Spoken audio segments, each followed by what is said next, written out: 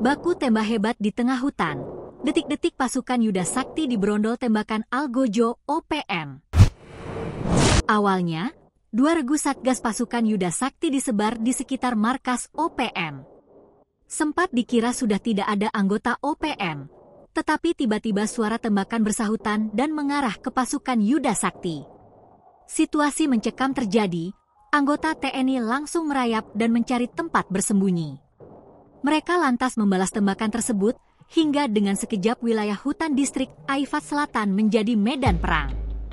Baku tembak ini sendiri terjadi ketika pasukan TNI melakukan penyergapan markas OPM di wilayah hutan distrik Aifat Selatan 22 Juni 2024 silam. Ketika hendak melakukan penyergapan, 4 orang OPM tiba-tiba terlihat dengan membawa 3 pucuk senjata api jenis rakitan. OPM ini berlarian sembari menembak ke arah tim Mobile Sakti 3. Dari kontak tembak tersebut, dipastikan 1 orang OPM terkena tembakan dari pasukan Yuda Sakti. Ia terpantau dari kejauhan berlari sembari memegangi bagian tubuh yang terluka.